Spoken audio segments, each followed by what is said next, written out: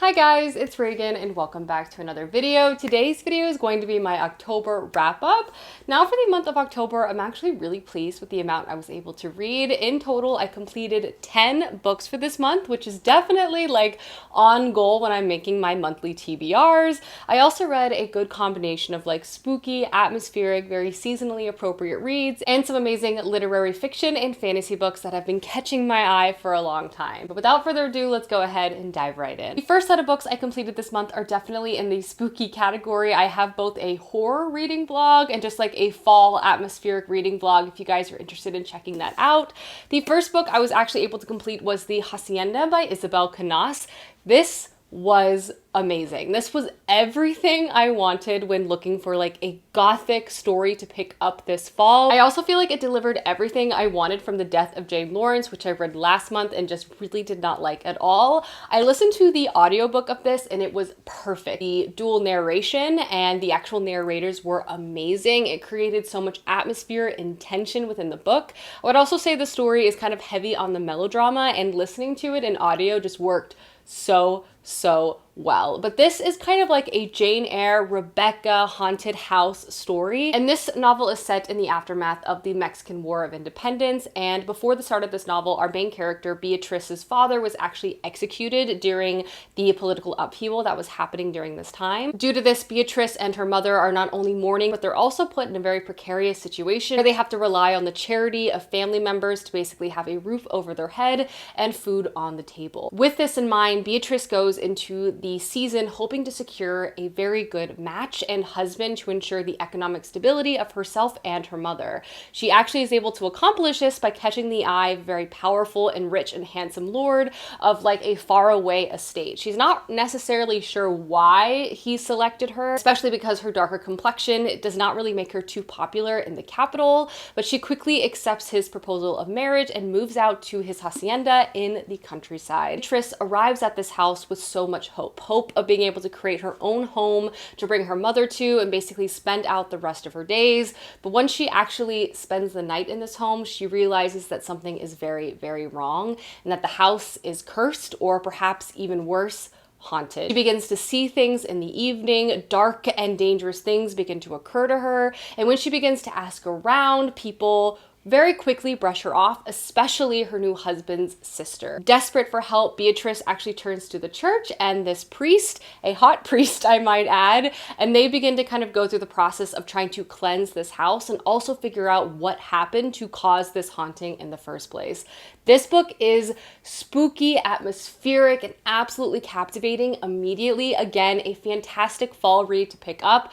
I was absolutely swept away with this tale. First off, Beatrice as a main character roots it so well. You love her, and you also completely understand her determination of wanting to make this home work. So even though it's like literally trying to kill her, you understand that she has very limited options and she sees this house as a salvation and she's not going to like turn aside from it so easily. You see her companionship with this priest, and also as she begins to meet other people in town. That development of those relationships is fantastic. And most of all, the scariness of this house was absolutely bone chilling. The haunting of this was like really spooky, and this is also paired with like real life monsters, like alive monsters, as there is a mystery as to what happened to this house to begin with that you're trying to figure out as well. It's really fast paced. It's really dramatic, full of so many twists and turns. I would say it is a little melodramatic, but I think it worked very well. And again, the audiobook was amazing. I would highly recommend it. I really enjoyed this book and I gave it a 4.5 out of 5 stars. From there, I wanted to keep these spooky times going, so I picked up Between Two Fires by Christopher Bowman. This has been on my TBR for months, but honestly, I'm happy I didn't get to it earlier because this really turned out to be another perfect October fall read. This is a medieval horror fantasy story following a quest of like an unlikely group of characters traversing the French countryside during the bubonic plague and like trying to save the world and like bring it get salvation from like devilish monsters and creatures kind of coming up from hell. This book is a very strange mashup, but honestly, I think it works so well. It's also just an incredibly unique story from beginning to end, but this is a book that follows our three main characters. First is a brutal knight offered one last chance at salvation. Next is a troubled priest who's lost his entire congregation and drowns his sorrows with wine. And then lastly, we come across a young girl who is orphaned by the plague and also claims to hear the mutterings of angels, both powerful and beautiful. These three characters come crashing into each other's lives, and they begin this quest to bring this girl to this city based on the commands of an angel. It's a very strange setup, but Christopher Bowman completely pulls it off. First off, I feel like the author has a great skill in bringing very different characters with very different personalities together and creating like such harmony and interesting relationships, and like building that growth over time in the book is so great. You also get really connected to everyone, and seeing them kind of form relationships is just like a really wonderful thing to see. I also feel like he balances humor and horror really, really well because he writes such endearing characters and you like to follow them. Their conversations, their dynamics is like really entertaining and provides a bit of lightness in a very dark situation. This book is obviously set during the Black Plague, and in itself, that is kind of a scary and harrowing time for humanity, but add on top of that, like devilish creatures like trying to hunt down and destroy humanity, it gets even darker very, very quickly. And the way that Christopher Bowman is able to describe these monsters is terrifying. Just like the visual of it all, it really, really left a lasting impression. And it also, I just felt like was like a really unique setup and concept. I really liked this book. I love a quest or like a journey style story, and this was definitely that. So pair that with an interesting historical setting and like monsters. It was a great time. Like, don't get me wrong, my dreams got a little weird while reading this. I've also heard really good things about the audiobook of this as well, and I can see why, because again, the character dynamics were just really interesting to read. Yeah, I was very pleased by Between Two Fires. I've now read 2 books of Christopher Bowman and I've really loved both of them, and I would give this book a 4.5 out of 5 stars. Next up, I picked up The Library of the Dead by T.L. Huchu, which is the first book to the Edinburgh Nights series, a series I for sure am going to be checking out more books in because I honestly am very endeared to the main character. But this follows our main character, Ropa, and she lives in Edinburgh with her family. But this is set in our world, but clearly something has happened, something catastrophic, as it's kind of referenced in the book. Resources are much more scarce. The city is kind of become run down. And lastly, like magic and the communion between the living and the dead has become a more common and normal thing within society. Enter in our main character, Ropa, who is a ghost talker. Ropa herself is a young girl. She's dropped out of school to help her family pay the bills. Does this by being an unlicensed ghost talker. She essentially like couriers messages from the dead to the living, helping people like work out wills, pass on like recipes that people have carried on to the afterlife. You get the idea. But a wrench is thrown into Ropa's life when she hears amongst the dead that children are being kidnapped and then found later to be husks of their former selves, all life and spirit completely sucked out of them. Ropa decides that she's going to investigate this and try to figure out what's going on, leading her to not only an underground library full of information on magic, but also like dark and dangerous figures haunting the city.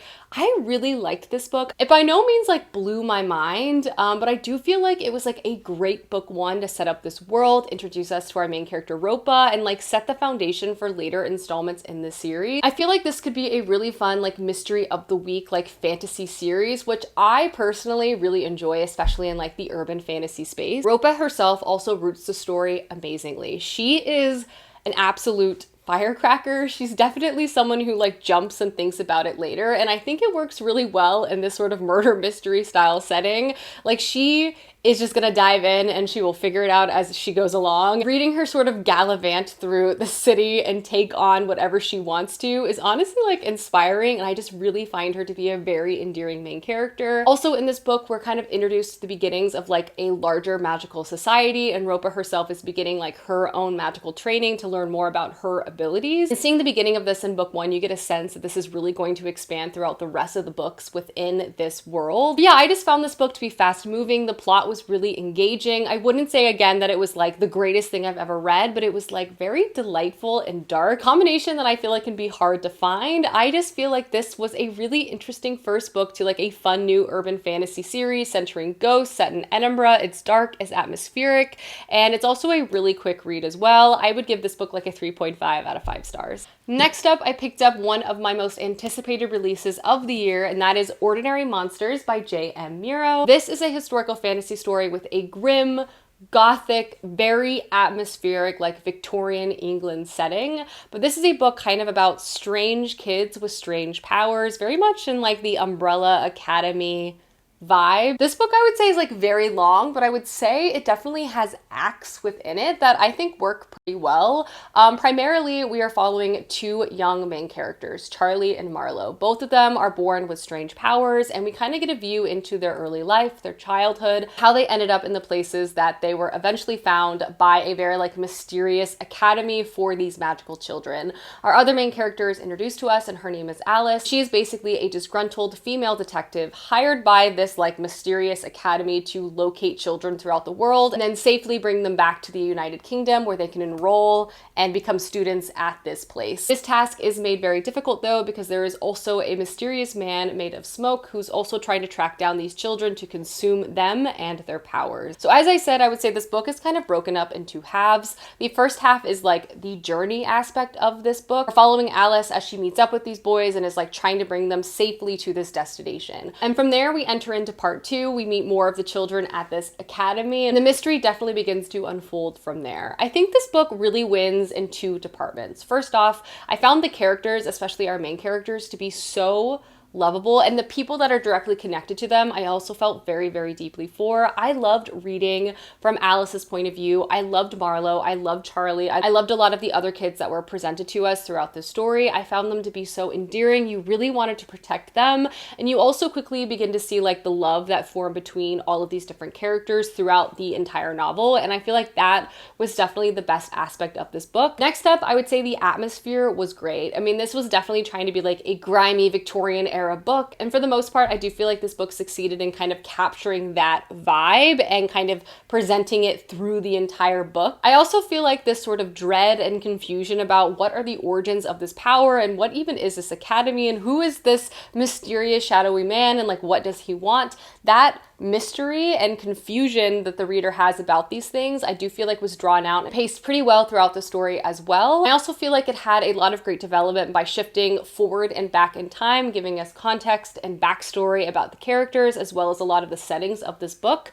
I would say this book was entertaining. I was intrigued by it. I wouldn't say it was like my favorite book I read this month, but I can't really fault it for too many things.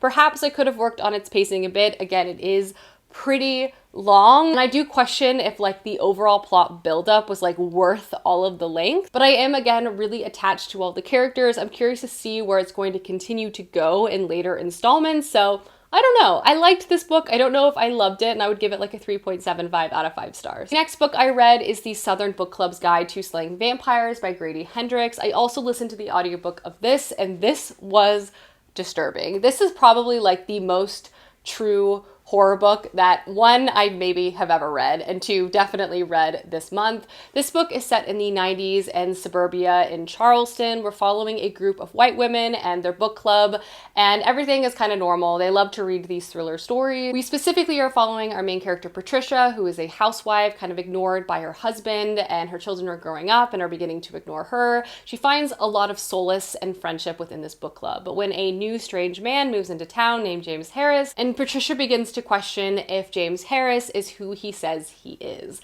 This book is gripping and very, very disturbing for so many different reasons. First off, I feel like the 90s suburban setting was very, very successful in this book, following this group of housewives who are underestimated by society, by their husbands, like find friendship and begin to read these like very dark and disturbing stories together. This figure of James Harris kind of entering this community and how horrifying and like bone-chilling his character is. I mean, this man is a vampire, and all the different disgusting and scary scenes that exist within this book, like listening to it, my skin would crawl. There was like gory moments, but there was like even moments with animals that I feel like I could feel on my skin. It was just very, very gross. But this is a horror book that has multiple facets to it. First off, there is obviously a vampire who is preying on this town and community. But right alongside this vampire, there is a society that basically allows this man to thrive.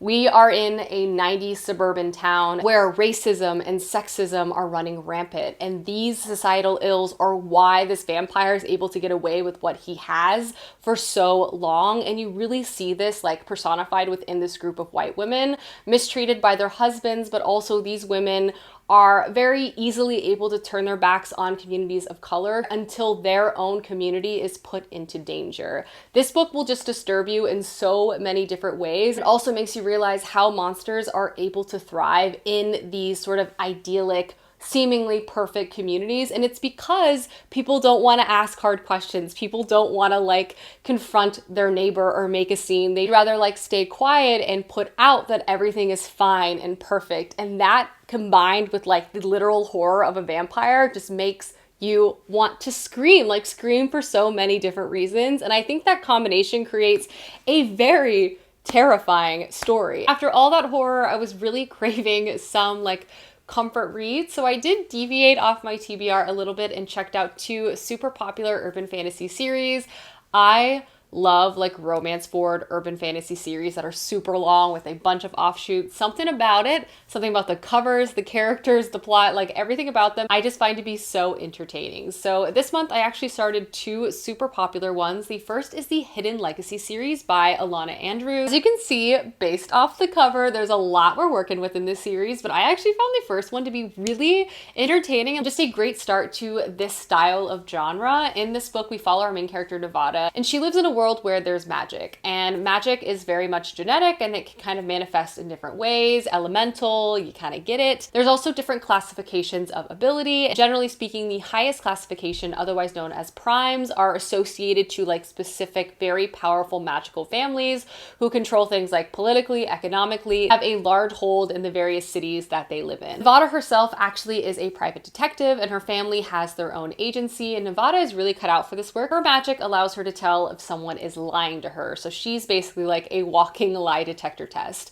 Her family's agency generally does like small scale stuff like cheating husbands, like looking into taxes, stuff like this. But during her father's illness, their little agency was actually sold to a much bigger company. And they're basically using Nevada's family agency to take on a really big case that they're able to like write off and fail and say that they at least tried. And that is to locate a fire magic user who is a prime from one of the most powerful families in the city. And this individual likes to play anarchist. They're causing all different types of trouble around town. They're also really hard to nail down. Nevada has no choice in trying to locate him because if she doesn't, she will lose everything, including her family's agency. So that is the overall setup of the story, and I can definitely see how this will like work really well in like a serialized urban fantasy sort of way. It really provides the opportunity for there to be kind of a mystery of the week situation while still allowing like character growth and magical growth, which was definitely hinted at throughout book one. Honestly, I really liked this book. I found our main character Nevada to be incredibly likable. I found her magic to be interesting. Her connection with her family was really endearing and also like well written. I think the concept of this world and the magic and how it's tied to like wealth and power is really cool, and I also feel like it can be developed in lots of different directions. It kind of gives like crime, mob, family vibes, if you know what I mean.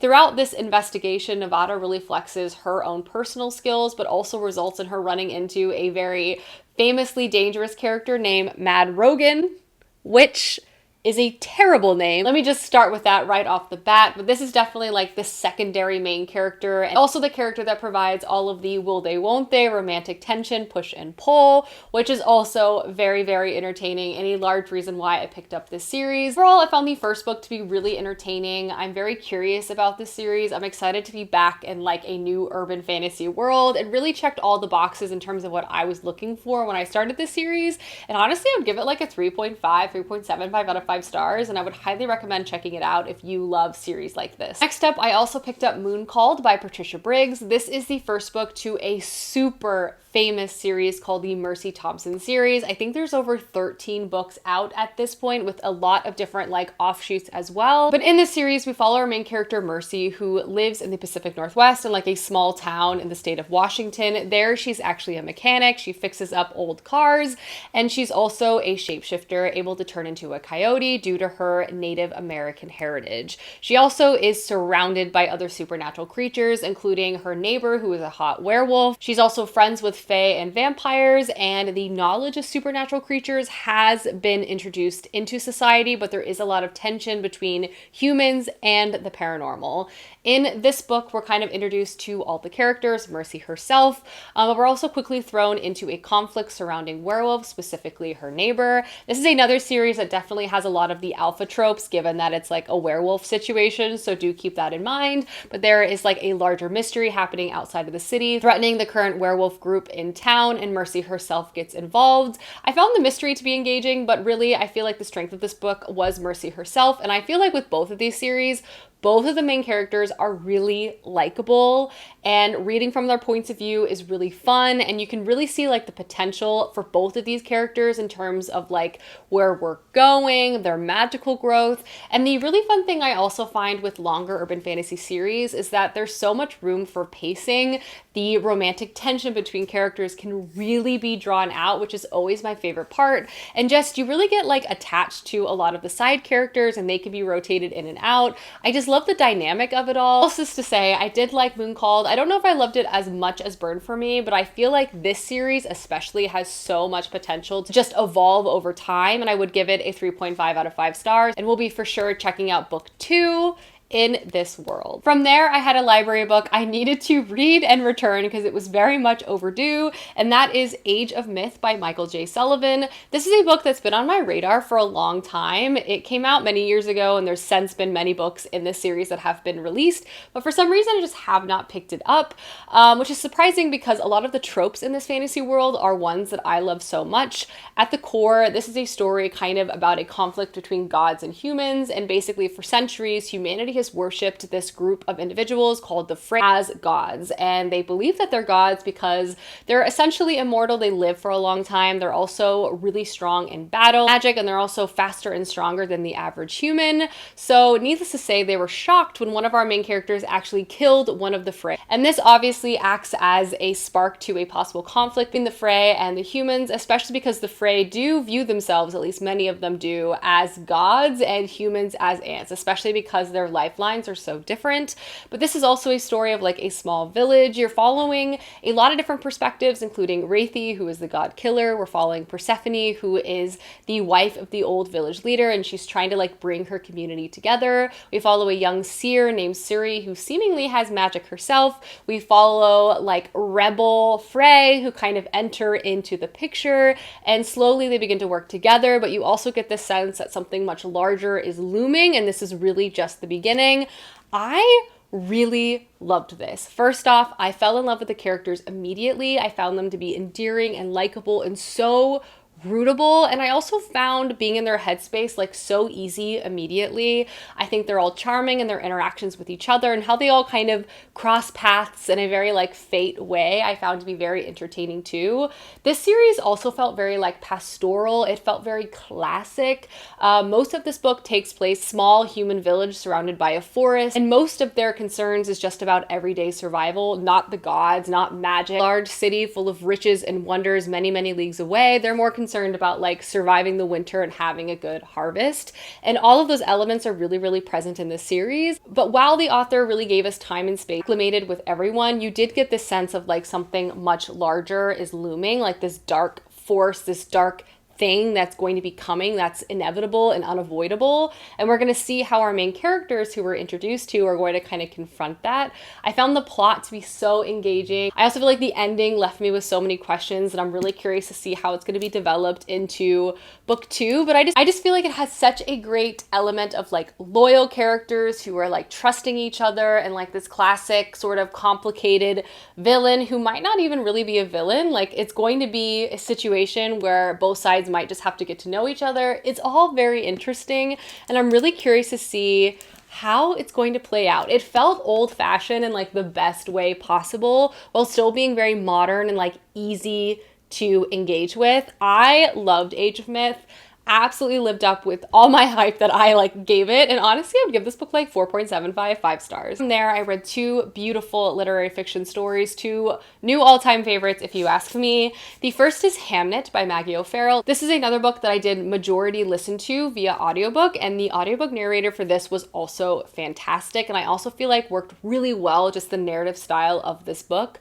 I loved this. This was just a beautiful portrait of a family, what brings them together, what broke them apart, destruction and the healing of so much trauma. It was like lovely, and I loved how Maggie O'Farrell like put this entire story together. This is also kind of like the humanization of a very famous figure. This is the story of like Shakespeare's family, though it's really interesting because he's never really named as such in this book. Instead, we're first introduced to him as like a young Latin tutor and his love story with who I would say is the real main character, who is Agnes. And this book also shifts from present to past. We watch Shakespeare and Agnes fall in love. Agnes herself is a very strange woman. She kind of has like special magical abilities. She has a knack for healing. She also is perhaps a bit of a seer, and you see them like begin to build a life together in Shakespeare's family home, which in and itself comes with a lot of conflict and strife from his childhood. And you jump to present day of this book and you're introduced to Agnes now and with her children, and the large central plot line of this that the plague has come calling and one of the children is very, very sick. And the emotional impact that this has on the family and the aftermath of it is also kind of explored together. But I would say like past and present are completely intertwined in this book, and we're constantly shifting from different characters' point of view within this family, and it just creates such a portrait of life. It's so beautifully written, and it also in some ways feels ageless as well. Like obviously this is set in the 1500s, but it really with just a few changes could be at any point in history. This love story, but also the mourning of parents and the breaking of a marriage, the raising of children, dreams of the future, and also this desperate desire to protect the ones you love is like all very present in this book. And Agnes as our main character rooted the story amazingly. She was a fascinating character, made so multifaceted by Maggie O'Farrell. I felt just so rooted in her life, and there's so many moments in this book I also teared up in. There's just so many lovely, quiet moments, so many amazing character interactions that left me breathless while reading it, between siblings, between mother and daughter, between mother-in-law and daughter. It was really beautiful and such an interesting like picture that she painted of obviously a very famous individual, but this really wasn't about him as a playwright or like him in London. It was about his family in Stratford, and I really thought it shined quite a bit. And I loved it a lot. Like I loved the audiobook. I also loved just reading it generally. It was really beautiful and it was really character focused. And I would give this book like a 4.5 out of 5 stars. Then the last book I have to talk about is a book I feel like leaves me shaking every time I pick it up. And that is Great Circle by Maggie Shipstead. The book is absolutely amazing. And it's also an absolute force of a novel, which makes sense given that one of our main characters, Marion Graves, is simply one of the most like alive characters I feel like I've ever come across in a work of fiction. But this story follows, as I said, two main characters. The first is Marion. Marion herself in so many ways is like no other. Her determination and dedication to pursuing whatever it is that she wants, absolutely incredible. And what Marion wants to be more than anything else is to be a pilot. And she pursues this with a passion and a single-mindedness that is honestly inspiring. And then our other main character is actually set far in the future, and her name is Hadley, and she's an actress who is currently embroiled in a lot of scandal, and Hadley has been hired to actually play Marion in a movie adaptation of her life. And we watch Hadley and we experience it as a reader as she begins to learn more and more about Marion's life and becomes kind of absorbed within it. And also as a reader, we begin to see kind of parallels in how some things have not changed at all, and you can see some similarities in their lives, but also how so much has changed and the sort of female experience that the author is trying to capture. I was honestly gripped by this book. This is a type of story I feel like that punches you in the gut. I don't really know what I was necessarily expecting going into it, but maybe I thought it was going to be like this lyrical, beautiful story. No, this is a book that sort of grabs you by the shoulders, shakes you, and like makes you look at everything with your eyes wide open, and it fits it so well. Maggie Shipstead's writing style, direct and unflinching, and how she shares Marian's story is just stunning, to say the least. This book has a plethora of trigger warnings, from sexual assault to abuse. I just wanted to call that out if you are interested in reading this story. The story of Marian will capture you. You as a reader will almost become as obsessed with her as everyone else is in this story. And I think that's like part of the experience. And it's also fascinating that a movie is being made about her life, because how Marian would feel about that is like part of the book in it itself. Watching her grow up, watching her become a woman, watching her seize her own life and destiny, and also seeing her connection with other people in her life, including her brother and her uncle, are all a part of this tale as well. Hadley as a character and her chapters are also very interesting, and I almost feel them as like a bit of a reprieve or a lifeboat to Marian's chapters, which I think is also very purposeful. This book is just an experience. It's all about life and destiny and like the ceaselessness of the pursuit of greatness, and I think it just worked so well. I also loved the inclusion of like art, and I just feel like it was like really successfully done from beginning to end. This is a book that I feel like is going to have hold on me for a very long time, and I loved it. 5 out of 5 stars. Alrighty guys, those are all the books I was able to read for the month of October. Let me know down below some books you've read recently, as I would love to know, and I will see you soon with another video soon. Goodbye!